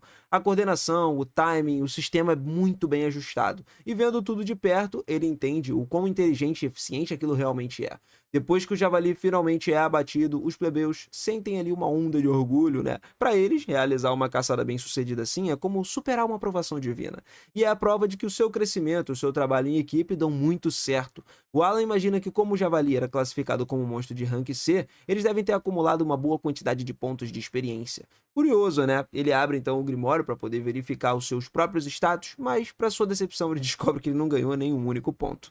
Pensando melhor, ele percebe que faz um certo sentido. Ele não lutou de fato, ele só observou de fora. Ainda assim, ele se sente satisfeito de alguma forma em ver os outros subirem de nível e começa a acreditar que, pô, todo mundo pode acreditar mais em si para evoluir cada vez mais. Quando as coisas começam a se acalmar, o Alan começa a conversar casualmente com alguns aldeões e o assunto muda para carne de monstro. Eles passam a trocar algumas histórias sobre criaturas mais saborosas que eles já prepararam, já comeram, e um dos homens claramente é fã da culinária com a carne de monstro, tá? Ele se oferece para ajudar o Alan ali a cortar qualquer fera que ele trouxer. O Alan nota mentalmente essa oferta e decide aceitar ela, então ele leva o homem até o seu estoque de garças alba. E aí acaba perguntando se ele pode cuidar do corte e tudo mais, e claro que o homem não pretende trabalhar de graça, então o Alan propõe um acordo.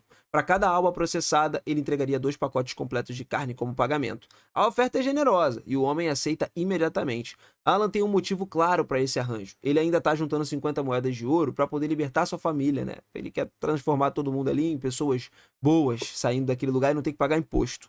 Se ele contratasse um açougueiro profissional, óbvio que ele ia gastar muito mais, né? Provavelmente uma pequena fortuna, e com essa troca ele consegue um serviço bem feito, sem desperdiçar nada das suas preciosas moedas. Logo depois, a caçada recomeça. Dessa vez, eles decidem se dividir em grupos menores, em vez de permanecer juntos, e a nova estratégia permite cobrir mais um terreno, uma parte maior, e capturar o dobro de javalis no metade do tempo. Ainda assim, algo continua incomodando o Alan. Ele não entende por que o barão estava pressionando tanto para que ele escolhesse mais javalis esse ano do que nunca. Só que as ordens são ordens, né? E quando o barão fala, ninguém tem liberdade para questionar. De repente, um dos javalis avança direto contra eles, e Jera reage instantaneamente, golpeando a fera da frente ali com um ataque devastador que a derruba na mesma hora.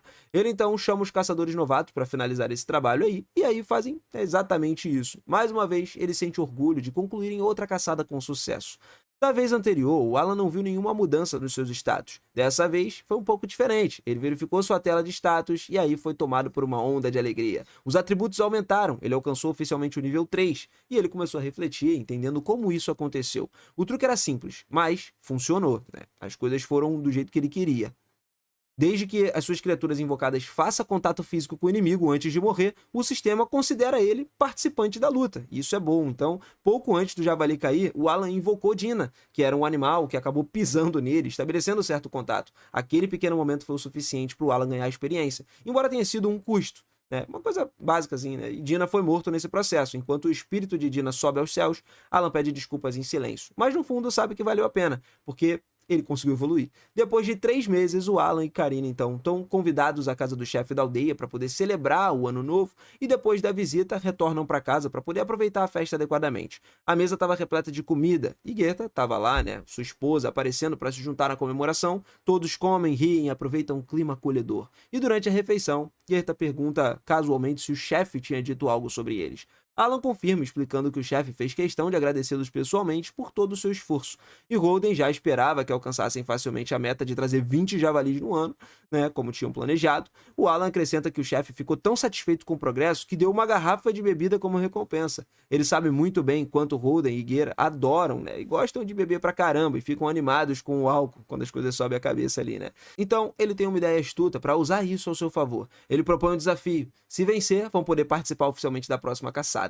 Arma em mãos, lutando como membro da equipe. Mas se Holden e Jera vencerem, a garrafa seria toda deles. Assim que Alan explica as regras, eles percebem que já caíram numa armadilha, mas era tarde demais para recuar. A vontade de ficar com a bebida falava muito mais alto, né? Só que, lógico, com cautela. Então, eles aceitam assim mesmo e perguntam que tipo de disputa eles têm em mente. Mantendo a expressão calma, Alan responde que ele quer resolver tudo com uma disputa de queda de braço. Holden e Jera ficam chocados, né, com essa sugestão. Para eles era óbvio que homens adultos seriam muito mais fortes do que garotos da idade dele. Ainda assim, com a garrafa em jogo, eles decidem aceitar. O que eles não sabem é que o Alan estava preparado. Ele vinha guardando algumas cartas que aumentavam a sua força justamente para um momento como esse. E com elas, ele tem certeza de que pode enfrentar alguns homens adultos como Holden e Jera sem problema, de igual para igual. Jera começa a se adiantar primeiro ali, confiante de que aquilo vai terminar em segundos. No começo, ele nem leva o Alan a sério, mas assim, eles entrelaçam as mãos e a disputa começa. A expressão de Jera muda completamente, tá? Os olhos começam a se regalar, percebendo que Alan tem muito mais força do que ele esperava. O garoto se mantém firme, se recusando a ceder 1 centímetro sequer, e Jera reage com tudo, forçando contra aquela pressão ali, mas o Alan fica lá, com o braço parado. Por fim, ele bate a mão na mesa vencendo a rodada. Impressionado, Alan faz uma anotação mental. O atributo de força de Jaira provavelmente está entre 150 e 200. Então chega a vez de Holden, e desde o início o Alan percebe que não seria tão fácil assim. A força de Holden parece estar em outra liga completamente diferente. Mesmo com todos os aprimoramentos, Alan luta pra caramba ali para poder acompanhar, e o Holden, porém, nem sequer demonstra o esforço. Lentamente, com muita firmeza e força no braço, Alan vai para baixo e consegue vencer. Cumprindo sua palavra, Alan entrega a bebida, né? Holden e Jaira aceitam uns largos sorrisos e pouco depois todos estavam bebendo e rindo juntos, mesmo não tendo conquistado o direito de participar da próxima caçada. A disputa não foi uma perda total, tá? Ele ganhou algo igualmente valioso, que é uma compreensão melhor de onde ele tá em termos de poder. Agora ele sabe que a força de Jaira deve estar por volta do rank D, enquanto de Holden tá mais próximo do rank C. Holden, então, deixa muito claro que a menos que ele consiga vencê-lo num teste de força, ele não vai permitir que Alan participe das caçadas ao javali. Em vez de se desanimar, Alan usa isso como motivação. Ele estava mais determinado do que nunca a treinar mais duro para provar o seu valor. Pouco tempo depois, o Alan percebe algo novo. Seu nível de invocador aumenta novamente. E ansioso para ver o que mudou, ele rapidamente pega o seu grimório e abre. Quando ele vai folheando as páginas ali, ele fica impressionado com a quantidade de novas habilidades que tinham desbloqueados. Mas uma em especial chamou totalmente a atenção dele, que era a capacidade de visualizar cartas de rank E, sempre que ele quisesse. O Alan percebeu imediatamente o quão incrível e valiosa essa habilidade é. Com acesso constante a essas cartas, ele tem certeza de que a sua força vai crescer mais rápido do que nunca. Na verdade, ele já começou a pensar em vários desafios ali, inclusive desafiar o Golden de novo, e dessa vez, talvez ele tenha uma chance real de vencer. Enquanto continua examinando as páginas, algo incomum chama a sua atenção. Uma nova página apareceu, e ele tem certeza de que ela não estava ali antes. Quando ele virou essa página, ele encontrou uma coisa parecida com um espaço oco, como se tivesse esculpido alguma coisa diretamente no papel. Depois de alguns testes rápidos, ele entende que aquilo ali é uma habilidade de armazenamento. Ele pode colocar itens dentro do Grimório, desde que caibam naquele espaço. Estranhamente, o interior parece se estender muito mais fundo do que aparenta, tornando o compartimento muito mais útil do que o tamanho de fato sugere. O que realmente deixa ele confuso é que essa magia de armazenamento ela é considerada uma habilidade de nível divino. É extremamente rara e muito poderosa nesse mundo. Então, por que alguém como ele teria acesso a algo assim, do nada? O momento não parece aleatório. É quase como se alguém ou alguma coisa quisesse que ele recebesse essa habilidade exatamente nesse momento. No dia seguinte, o Alan decide testar sua nova habilidade de invocação de rank E. Ele pega uma pedra mágica e ativa essa habilidade. A primeira criatura que surge é um inseto, uma borboleta radiante com asas deslumbrantes que sai brilhando à luz. Ela é inofensiva, tá? Mas a aura mágica dela é inconfundível. Curioso é que ele invoca de novo e dessa vez vem um tigre dente de sabre que se materializa e o Alan instintivamente recua vendo esse tigre. Com as presas enormes, o corpo poderoso, a fera ela parece aterrorizante. Só que depois de observar ele por algum tempo ali, ele percebe que estava completamente dócil e não representava ameaça nenhuma. Aos poucos ele vai se acostumando com a presença e decide chamar ele de Tama, oficialmente recebendo o tigre como novo membro da sua equipe em crescimento. Depois disso, o Alan tenta fundir duas das suas invocações, mas ele encontra um certo problema. Cada fusão consome uma pedra mágica, e essa descoberta acaba mudando tudo. Se ele quiser continuar evoluindo as suas invocações e fortalecer-se cada vez mais, ele vai precisar de um estoque constante de pedras mágicas. A única forma que ele conhece de conseguir elas é matando coelhos com chifre. À noite, o Alan comenta com seu pai que ele tem algumas questões ali das pedras mágicas e tudo mais, e para sua decepção, o Holden dá uma má notícia. Os coelhos com chifres são bichos que não vão aparecer nem tão cedo. Um fosso defensivo foi cavado recentemente, ao redor da vila, bloqueando as rotas habituais dos monstros. Isso significa que a fonte fácil de pedras mágicas do Alan foi embora, secou completamente. Ele ficou frustrado e pensou a noite toda, passou aquilo ali vendo o que ele ia fazer. Algumas outras opções. Na manhã seguinte, enquanto Karina estava lá ocupada treinando e dando outra surra em Doug, o Alan vai conversar com Palomas sobre alguma coisa e ele pergunta se sabe algo sobre pedras mágicas. Palomas, bem informado sobre o assunto, explica que as pedras de rank D e C geralmente são encontradas na capital real e valem uma boa quantia. Já as de rank E são praticamente inúteis e às vezes ficam simplesmente espalhadas por aí. Para provar o seu ponto, Palomas pega uma do chão e casualmente joga para Alan antes dele sair andando. Esse gesto simplesmente acende algo no peito do Alan. Acabou. Se as pedras de rank E são tão fáceis de se encontrar assim, então ele não vai precisar de monstros. Ele vai coletar elas sozinho. Com a ajuda dos aldeões, o Alan começa. Vai recolhendo pedra por pedra e com o tempo ele acumula um bom estoque de pedras mágicas de rank E. Usando elas, invocando todas as criaturas de rank E disponíveis para ele, ele vai lá e assim que termina a última invocação, um javali selvagem sai do nada no meio da floresta, avançando direto na sua direção. Mas as feras invocadas, elas entram em ação instantaneamente, reagindo no mesmo momento, abatendo aquele animal com um único golpe. O Alan mal tem tempo de comemorar quando o outro javali aparece, e de novo, uma das suas invocações intercepta, neutralizando a ameaça, sem que ele precise mover um dedo. Então ele pisca e toda a cena desaparece. Era só uma visão que ele estava tendo. Ele fecha os olhos mais uma vez, mergulha na sua reflexão, e 7 longos anos como servo, sem mentor, sem manual, só na tentativa, erro e esforço incansável passam ali. Tudo que ele aprendeu e descobriu sozinho, agora tudo começa a fazer muito mais sentido para ele. Cada tipo de invocação tem o seu propósito. Tipos de insetos são ideais para enfraquecer inimigos. Tipos de grama oferecem cura. Tipos de pedra, especialidade na defesa. Tipos de ave se destacam no reconhecimento. Tipos de fera vão lidando com combate direto, entendeu? Juntos, todos eles formam uma equipe completa. Tudo o que o grupo tradicional precisa, que seria controlado por uma única pessoa, é o que ele tem. Essa é uma essência do verdadeiro poder de um invocador. E agora ele finalmente entende por que ele recebeu a habilidade de armazenamento. Não foi uma coisa aleatória. Ela existe porque ele precisa carregar um enorme suprimento de pedras mágicas para que o seu exército consiga resistir. Eles exigem isso. E com essas criaturas, bichos o suficiente, né, à sua disposição, o Alan realmente acredita que um dia ele vai poder superar até mesmo o poder do Rei Demônio. Durante a reunião, o chefe da aldeia informa a todos que o barão demonstrou um grande interesse na recente sucesso das caçadas de javali. Por causa disso, ele agora deseja vir pessoalmente para assistir essas caçadas. Jaira ficou visivelmente irritado ao ouvir essa notícia aí de todos, e esse é o mesmo barão que desde o início exigiu um número absurdo de javalis abatidos. Agora ele quer vir assistir como se tudo não passasse de um espetáculo. Holden, no entanto, não parece incomodado com a ideia da visita do barão. Em vez disso, ele fica um pouco confuso sobre o motivo do Alan também ter sido chamado para essa reunião. O chefe explicou que já que o barão vai vir nessa reunião, ele quer que o Alan atue como seu guia. E o Alan, ele seria o responsável por apresentá-lo à vila, para poder entreter ele, né, usando algumas coisas que ele tem, explicando as caçadas, como são realizadas. E o Jaira não entende por que o Alan precisa assumir essa função, questionando esse chefe aí, ele não pede simplesmente que o seu próprio filho, Palomas, faça isso. Em resposta, o chefe explica que Palomas não é a pessoa mais adequada para tamanha responsabilidade. E ao ouvir dizer que foram ideias inteligentes do Alan que levaram ao recente sucesso das caçadas de javali, por isso ele acredita que o Alan seja a melhor escolha, a escolha perfeita para esse papel. Depois, ele pergunta diretamente ao Alan se ele estava disposto a aceitar essa tarefa.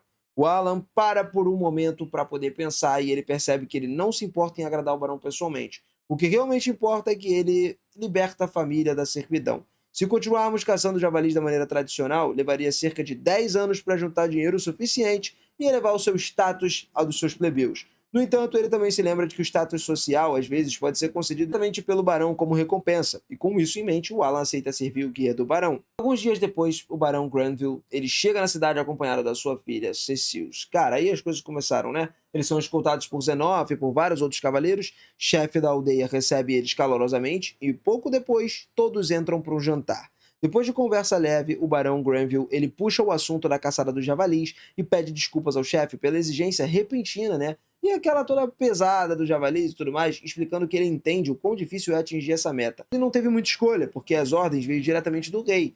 E o chefe responde que ele entende a situação e que não guarda ressentimentos com nada disso. Quando começam a comer, todos comentam sobre como a comida estava deliciosa. Cecile ficou especialmente impressionada e pergunta que tipo de carne estava sendo servida. O Alan explica educadamente que se trata de carne de albargeron, que proveniente de um animal que ele mesmo caçou no dia anterior. Aproveitando o momento, o Alan ele se apresenta como guia do barão durante a visita e diz que é uma grande honra servi-lo. O barão se mostra impressionado com os modos do Alan, presumindo que ele seja filho do chefe, Doge e tudo mais. No entanto, o Doge ele chega, ele corrige explicando que o Alan na verdade é filho do Holden, que é um dos melhores caçadores de javalis da vila. O Zenoff, ele reconhece imediatamente o nome Holden e lembra que Alan, ele já tinha encontrado com ele no encontro anterior. Já o barão Granville, ele não os conhece e pergunta se o Holden já fez parte da cavalaria. Doge explica que o Holden e a sua família são na verdade servos. Ao ouvir isso, Cecile se irrita, questionando como alguém como Alan foi autorizado a estar no mesmo recinto que eles. O barão a corrige imediatamente, de forma firme, dizendo que ela não deveria falar sobre ou com servos como se fossem animais. Percebendo o seu erro, Cecile aceita aquela repreensão e se desculpa com o pai. Ainda assim, ela continua lançando vários olhares hostis para o Alan, né, deixando os seus sentimentos ali bem claros. Deixando isso de lado, volta a sua atenção para o Alan, diz que espera que ele esteja preparado para explicar como uma caçada vai acontecer no dia seguinte. Ele comenta que caçar 20 javalis é uma meta extremamente ambiciosa e acrescenta que se a tarefa se mostrar difícil demais para os servos, os cavaleiros vão intervir. Cecile então anuncia que também participaria da caçada. afirmando que quer ver um javali de perto. Ao ouvir o comentário anterior de Zenoff, Alan percebe que ele ainda duvida, né, da capacidade dos cervos. E com calma, Alan afirma que 20 javalis não são um número alto para eles. Ele garante que não terão dificuldades em cumprir ali essa cota e que a caçada do dia seguinte vai servir como prova clara da sua habilidade. No dia seguinte, todos seguem para a floresta, onde a caçada seria realizada. O Alan, junto com o Barão Granville e a sua comitiva, e aí eles ficam todos lá sentados numa plataforma elevada, construída acima do solo, de onde eles podem observar toda a operação com segurança. Logo depois, os caçadores avançam para se preparar para começar. Um deles corre para dentro da floresta vestindo uma armadura leve, feita de chifres e pele de javali. Esse método é usado para atrair os animais para fora dos seus esconderijos. O cheiro e a aparência provocam os javalis, fazendo com que eles avancem disparada para fora das árvores ali. E assim que o javali surge, a equipe de defesa age rapidamente. Eles o cercam com escudos grossos e reforçados, limitando seus movimentos. O animal luta, mas ele não consegue romper a formação. Em seguida, a equipe de ataque avança, cravando as lanças no javali por vários ângulos diferentes, enfraquecendo eles com golpes preciosos e controlados. Depois de vários ataques bem executados agora, Holden deu um passo à frente e deu um golpe final, atravessando o pescoço do javali com a sua lança. O Barão Granville observa atentamente e fica visivelmente impressionado. Ele admite que não esperava tamanha coordenação e eficiência. De repente, a situação muda. 2 javalis ali surgem da floresta ao mesmo tempo. Zenoff, ao ver isso, assume que os caçadores seriam sobrepujados. Ana Lebron que prepara os cavaleiros para intervir. Antes que a ordem seja executada, Alan o interrompe calmamente. Ele explica que os caçadores treinaram especificamente para essa situação, como que não tem motivo para se preocupar. Como Alan previu, os caçadores agem em torno desse pânico. Eles se dividem rapidamente em 2 grupos, repetem a mesma estratégia com disciplina e precisão. Cada grupo cerca o javali, restringe seus movimentos, ataca de forma coordenada e em poucos instantes os 2 animais já são derrotados. Cecil assiste toda aquela cena, mas o sangue e a violência se mostram intensos demais para ela e ela acaba desmaiando de choque. Pouco depois, os javalis são completamente abatidos. Granville avança e observa o local. Ele fez a contagem em silêncio e percebeu 3 javalis derrotados naquele momento. Então, ele comenta que ainda faltam 17 javalis para atingir a sua meta de 20. O Alan corrige calmamente, explicando que antes da chegada do Barão, eles já tinham abatido 7 javalis. Isso significa que restam só 10. Granville fica claramente impressionado. Ele começa a perceber que os aldeões são muito mais capazes do que ele imaginava inicialmente. Na verdade, passou até a pensar que talvez ele nem precise da ajuda dos cavaleiros para concluir a caçada. Com a caçada avançando, o Alan informa ao Barão que ele tem 2 pedidos. O primeiro deles, permissão para construir mais muros de escudos e tal, para poder apoiar essa caçada, né? E esses muros tinham se mostrado muito úteis. Com um número maior deles, seria possível proteger os caçadores e controlar os javalis com mais segurança. Para o seu segundo pedido, Alan solicitou a aquisição adequada e a distribuição de bebidas alcoólicas entre os cercos. Grannon apareceu ali, meio confuso ouvindo isso e tal. Bebidas alcoólicas não pareciam ter uma relação direta com a caça. O Alan então explicou o seu raciocínio de forma simples. Como cada vez que os javalis estavam sendo caçados na vila, agora eles tinham uma abundância de carne. Se os moradores continuassem a negociar apenas as carnes entre si, o valor dela acabaria caindo. Teria oferta de mais e demanda de menos, o que poderia levar a um colapso no mercado dentro da economia da vila.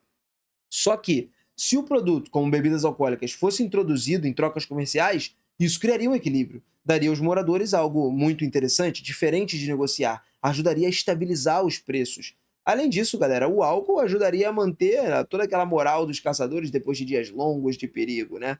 Zenoff analisou os pedidos e considerou razoáveis. Granell também concordou que a lógica do Alan fazia muito sentido e disse que avaliaria os 2 pedidos de formas favoráveis. Em seguida, elogiou o Alan pelo seu desempenho durante a caçada, afirmando que ele demonstrou uma liderança e inteligência além da sua idade. Claro que, para ele, o Alan tinha um grande potencial para o futuro. Chegamos então na hora que Granville e o seu grupo partiram.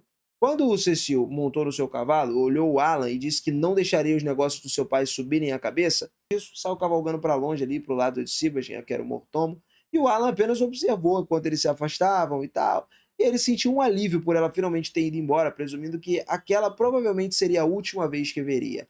Mais tarde naquele dia, Alan, Holden e Jaira foram convocados. Eles se ajoelharam diante de Granville, que se dirigiu a eles de forma solene. Ele os elogiou pelo desempenho excepcional durante a caçada, afirmando que a coordenação e a disciplina demonstradas por eles eram dignas de reconhecimento. E por conta desse sucesso alcançado, Granville decidiu elevar as suas famílias ali do status de servos para plebeus. Ouvindo isso, o Alan mal conseguia conter a alegria, porque ao longo de 8 anos ele tinha sonhado com aquele momento, e ele se tornou um plebeu, e isso significa liberdade. significa oportunidade, significa que ele não estaria mais preso às limitações da vida do cerco. Finalmente ele teria permissão para viajar além da vila. Somente ele já tinha decidido para onde ele iria primeiro: as montanhas do Dragão Branco. Seu objetivo ali seria caçar dragões. Esse sonho vivia dentro dele há muitos anos. Granville então explicou outros assuntos. O rei pretendia usar aquela vila como exemplo para o restante do reino, e por isso ele acabou solicitando uma explicação completa de como as caçadas aos javalis tinham começado. Ouvindo isso, a expressão de Holden se fechou imediatamente. Ele começou a explicar com cuidado que aquele era um assunto complicado, doloroso para o Holden, e perguntou se poderia falar no seu lugar. Granville concordou sem objeções, e Jera começou a relatar a história. 13 anos atrás, cerca de 100 servos das vilas vizinhas vieram para aquela terra parte de um decreto e recuperação que ordenava o desenvolvimento das terras não utilizadas. O grupo trabalhou muito duro por 6 meses. Eles derrubaram as florestas, eles prepararam o solo e plantaram as colheitas. Aos poucos, seus esforços começaram a dar mais frutos. O campo começou a crescer bem. O futuro parecia promissor, então o desastre aconteceu. Um javali gigantesco apareceu do nada sem aviso, atravessou os campos em disparada, destruiu plantações que tinham levado meses para crescer, toda a colheita foi arruinada e a perda foi devastadora. Os moradores caíram em profundo desespero. Nesse momento de total desesperança que Holden propôs uma ideia ousada. Em vez de viver com medo dos javalis, eles deveriam caçá-los. Naquela época não possuíam armas adequadas nem ferramentas avançadas, mas mesmo assim reuniram o que tinham e se prepararam. Com o trabalho em equipe agora, a determinação, eles conseguiram matar o seu primeiro javali. E depois de ouvir toda a história, se perguntou ali por que o Holden tinha sido tão relutante em compartilhar ela. Do ponto de vista dele, era uma história de coragem, de perseverança, algo que o Holden deveria se orgulhar. Jera explicou calmamente que durante aquela primeira caçada, um dos seus companheiros tinha morrido. A memória dessa perda ainda pesava muito sobre Holden. Ele disse que já tinha falado muitas vezes para o Holden não se culpar, mas ele se recusava a abandonar todo aquele sentimento de culpa. Granville, ele entendeu e pediu desculpas por ter trazido à tona uma lembrança tão dolorosa. Para compensar, ele decidiu oferecer uma recompensa a Holden. Disse que ele poderia fazer um pedido, qualquer pedido que fosse, e ele o atenderia. Quando Alan ouviu isso, ele se sentiu animado. Aquilo parecia uma oportunidade extra. Ele imaginou que Holden pediria algo simples, como uma bebida alcoólica para a vila ou algo do tipo. Só que Holden fez um pedido diferente. Ele pediu a Granville permitindo que o Alan trabalhasse na sua propriedade.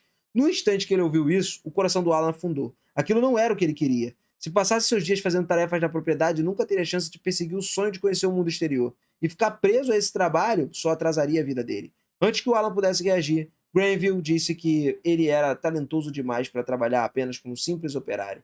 Em vez disso, propôs ao Alan que se tornasse um criado pessoal da família Granville, servindo diretamente à família, vivendo dentro da residência deles. O Holden ficou atônito. Receber essa oferta era uma grande honra, significava confiança e reconhecimento. Alan não só trabalharia na propriedade, ele faria parte da casa. Cecil, no entanto, não parecia nada satisfeita ouvindo isso. Era evidente que ela não aprovava essa ideia. A mente do Alan acelerou enquanto ele tentava encontrar uma forma de recusar. Ele não queria abrir mão da sua liberdade ainda assim, mas ao olhar o rosto do seu pai, vendo o orgulho e a felicidade estampados ali, ele hesitou. Aquilo significava um futuro melhor para sua família. No final, o Alan decidiu aceitar.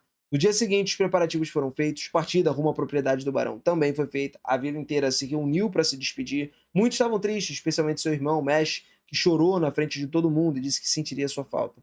Sua irmã Milo, que era muito mais jovem, que ainda era jovem demais para entender completamente o que estava acontecendo, então ficou quieta ali, calma no lugar dela. Karina também ficou abalada com a partida, para se despedirem à sua maneira, eles decidiram realizar um último duelo, como costumavam fazer. Os moradores formaram um círculo e observavam atentamente. À medida que o duelo avançava, algo incomum começou a chamar a atenção de todos. Alan estava pouco a pouco ganhando vantagem. Normalmente Karina era a lutadora mais forte e quase sempre vencia. O motivo dessa mudança era algo que o Alan tinha mantido em segredo. Ele usou 20 pedras mágicas para criar um falcão. E essa criação, ela aumentou drasticamente a sua agilidade. Agora ele estava mais rápido e preciso do que antes. Esse aumento de habilidade permitiu que ele se igualasse e até superasse Karina durante o duelo. No final, o Alan venceu. Só que ele não reivindicou a vitória completa. Ele chamou o resultado de empate e disse que resolveria isso adequadamente na próxima vez que eles se encontrassem. Ela sorriu com isso e pareceu reconfortada com as suas palavras. Depois do duelo, Togora, ele apareceu, se aproximou lá do Alan, sem dizer muita coisa, e entregou uma adaga como presente de despedida. Togora claramente não queria demonstrar suas emoções, evitou contato visual e se afastou rapidamente depois de entregá-la. Por fim, chegou a hora de partir. Agora que as coisas ficaram pesadas, a vila inteira se reuniu e Alan caminhava ao lado de seus pais em direção à saída. Seus pais o lembraram de que ele era uma pessoa muito esforçada, ele era uma pessoa capaz, e disseram para ele não se esforçar demais mesmo assim. Eles o aconselharam a pedir ajuda quando necessário e cuidar de si mesmo. Ao chegarem aos portões da vila, seus pais se despediram com um breve adeus, mas não teve nenhum discurso. O significado estava claro nas suas expressões. O Alan entrou na carruagem do barão e quando ela começou a se afastar da vila, ele olhou para trás uma última vez. As casas de familiares ali, o campo, as pessoas, tudo que moldaram a sua vida foram ficando cada vez mais distantes. A única lágrima escorreu do rosto dele, mas não só por tristeza, também por alívio e por determinação.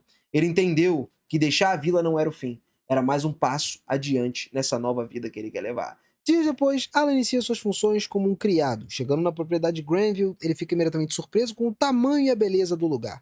Nunca tinha estado num ambiente tão agradável antes, e tudo aquilo pegou ele desprevenido, completamente. Só que seu espanto foi rapidamente interrompido quando Cecil começou a se aproveitar dele. Sem aviso algum, ela subiu nos seus ombros, usou como um banquinho, né, para poder colher as frutas do galho alto, e o Alan ficou extremamente frustrado com isso tudo. Quase que jogou ela longe, mas decidiu suportar essa situação. Ele sabe que a família depende daquele emprego e que ele não pode se dar o luxo de cometer algo logo no início, né, um erro principalmente. Depois que Cecil finalmente desceu, ela mordeu a fruta, demonstrando imediato desagrado, reclamando que ela ainda estava muito azeda. Justo nesse momento, um dirigível passou voando nas suas cabeças, e é a primeira vez que o Alan viu de perto. Ele ficou completamente maravilhado. Até então, só tinha visto imagens e nunca tinha visto nada, né, sobre dirigíveis e tudo mais. Vê-lo na vida real o deixou extremamente animado e feliz. Apesar de ter acabado de chegar à propriedade, o Alan começou a pensar que talvez ser um criado fosse uma coisa que não era tão ruim quanto ele imaginava inicialmente. No dia seguinte, ele acordou cheio de energia, pronto para começar o trabalho. O Alan então desceu até o quartel-general dos empregados, aonde era apresentado ao chefe dos criados. Um homem calmo, tranquilo, chamado Rickley. Ao se aproximar, Rickley pergunta como que tem sido, né, como ele tem saído com Cecília e tudo mais, e pela expressão do Alan, ele percebe imediatamente que a situação tem sido difícil. Rickley se solidariza, explicando que as coisas seriam menos complicadas se o Alan trabalhasse como mensageiro em vez de criado. Confuso com a diferença, né, o Alan pediu esclarecimentos e pacientemente o Rickley explicou que existe uma diferença categórica entre servos na propriedade, dividida principalmente entre seniors e juniors. Embora os criados estejam na parte inferior da hierarquia, eles ainda são considerados membros da família e parte da equipe doméstica, sendo tratados com respeito e dignidade. Já os meninos do alojamento também ocupam um nível inferior, mas não são considerados parte da família. Eles atuam apenas como ajudantes ocasionais e não possuem vínculo familiar. O Alan ficou surpreso ao saber que alguns criados são considerados membros da família real e participam de atividades importantes. Ouvindo isso, ele finalmente entendeu por que o pai dele chorou de alegria sabendo da sua contratação. O avô foi gentil o suficiente não apenas para lhe dar um emprego, mas para tornar ele parte da família, concedendo um status respeitoso, né, genuíno no meio de todo mundo. Pouco tempo depois, o Alan serviu o café da manhã à família, organizando cada prato com cuidado e garantindo que tudo estivesse perfeito. A primeira-dama ficou impressionada com a rapidez e a precisão do Alan. Ela jamais esperaria que um ex-caçador de javalis demonstrasse modos tão impecáveis assim. Granell, percebendo a diligência de Alan, comentou que não possuía talento mágico, e isso chama imediatamente a atenção de Cecil, que aproveita a oportunidade para se exibir. Orgulhosa, ela declara que possui muito talento como maga, enquanto seu irmão Merri é um espadachim. Granell rapidamente a repreende, lembrando ela de nunca se gabar dos seus talentos. Cecil se corrige timidamente ali e logo depois Thomas, uma das filhas ali, aparece, começando a chorar por conta de não possuir um talento especial. Granell a consola gentilmente, assegurando que, cara, ela ainda vai poder frequentar a faculdade nobre da capital. Ele explica que também nasceu sem talento algum e por isso estudou na Noble College, que era um colégio para os nobres, onde conheceu a sua mãe, né, a mãe das crianças, e formou a sua linda família. Ao ouvir isso, Thomas se anima, encorajada pelo exemplo das palavras do próprio pai. Como a tarde livre agora, Alan decide ir até a cidade para explorar um pouquinho do local, né? Ele fica fascinado, percebendo o quanto ela era maior e mais avançada do que a sua aldeia natal. Enquanto ele caminha, seus olhos se voltam para a guilda de aventureiros, e ele entra apressadamente para poder tentar se registrar. Ao informar a recepcionista que tem apenas 8 anos, ela balança a cabeça e diz que a idade mínima é 12. Mesmo assim, o Alan não se deixa abater. Ele decide que isso não o impediria de perseguir os seus sonhos de caçar monstros, então vai até o quadro de avisos para poder coletar informações sobre as criaturas da região, incluindo menções do lendário dragão branco. Enquanto observa o quadro, um aventureiro chamado Raven se aproxima e o manda embora de forma ríspida, afirmando que aquele não era o lugar para as crianças. Alan quase concorda, mas percebe que aquela é uma oportunidade única. Com perguntas inteligentes e jogos mentais, ele conseguiria extrair informações bem detalhadas sobre os monstros, seus hábitos, pontos fortes e fraquezas. Logo, os companheiros de Raven chegam, sinalizando que é a hora do Alan ir embora. E ele tá bem satisfeito. Agora que ele tem todas as informações que ele precisava para o seu próximo objetivo, tá tudo certíssimo. Na manhã seguinte, Alan se dirige aos portões da cidade, mas é parado por um guarda. Ele apresenta o seu passe de servo e reconhece a autorização. O guarda permite sua saída, e depois de caminhar por um tempo sem encontrar monstros, o Alan decide procurá-los ativamente. Pensando rápido, ele convoca 5 falcões para poder explorar a região. Pouco depois, um deles retorna indicando a presença de criaturas. Seguindo a pista, o Alan encontra um grupo de goblins. Sem hesitar, ele invoca 5 tigres dentes de sabre, que os aniquilam com muita facilidade. O Alan ainda consegue dar o golpe final em um goblin arremessando uma pedra, rindo de satisfação. A vitória rende 1000 de XP e ele fica muito radiante. Ele coleta as pedras mágicas deixadas para trás, ordena que os falcões continuem a busca ao final do dia, porque eliminar vários grupos de goblins seria uma coisa boa, né? E o Alan acumula isso tudo com mais de 16.000 de XP e sobe 2 níveis, comemorando como se fosse o melhor dia de folga da sua vida. Apesar de ainda estar cheio de energia, os falcões se recusam a continuar por causa da escuridão. O Alan então percebe que ele estava perdido na floresta. E depois de muito esforço, ele conseguiu encontrar o caminho de volta. Cerca de um mês depois, ele visita a ferraria da cidade e compra bolas de ferro para caça, pagando 60 moedas de prata. Orgulhoso, ele percebeu que ele já alcançou o nível 12 em tão pouco tempo. Ao retornar para casa, então, o Alan encontra Sibas, que informa que Gran deseja falar com ele. Lá no escritório, Gran elogia pelo serviço impecável, mas também expressa uma certa preocupação com as suas saídas frequentes. O Alan decide ser honesto, explicando que ele usa o seu tempo livre para poder caçar os monstros. E o Gran, impressionado com tudo isso, pelo Alan ser um filho de um caçador, ele propõe comprar toda a carne que ele caçar por uma moeda de prata cada. O Alan ficou entusiasmado, porque agora ele pode unir a sua paixão com uma fonte de renda. 6 meses depois, durante mais uma caçada, os falcões do Alan se comportam de uma forma meio estranha. Seguindo eles, ele encontra Raven e o seu grupo sendo atacados por goblins. Raven está gravemente ferido. O Alan decide lutar pessoalmente ao lado de Rita e, juntos, eles eliminam o inimigo com facilidade. Depois da batalha, o Alan usa uma flor curativa, para salvar o Raven, que conhece o garoto da guilda e agradece sinceramente. Como recompensa, o Alan pede apenas 100 pedras mágicas de nível E, e o grupo aceita prontamente isso tudo. De volta, o Alan confronta Hawkins por ter ultrapassado os limites de exploração ao perceber que o Falcão agiu com uma certa compaixão e tudo mais. O Alan ele entende que as suas invocações elas possuem sentimentos. Ele pediu desculpas, fortalecendo ainda mais o vínculo entre eles. Com tudo resolvido, o Alan então retornou à sua rotina normal como criado e mais uma vez serviu ali um banquinho improvisado para Lady Cecil. Assim, ele segue equilibrando o seu serviço e aventura com a mesma dedicação de sempre. Finalizando o episódio 7 aqui no canal, galera. Então, se você tá curtindo essa história do nosso querido Alan, que eu gosto de chamar de anime da borboletinha, vem comigo, cara. Não esquece de se inscrever no canal, deixe seu like aí e ative esse sininho, que são coisas importantes para você continuar acompanhando, fazer o YouTube recomendar esse vídeo para muito mais gente, pra gente alcançar mais gente e continuar trazendo as melhores histórias aqui no canal. Eu vou ficando por aqui, galera. Aquele forte abraço, beijo no coração e eu vejo vocês na próxima. Valeu!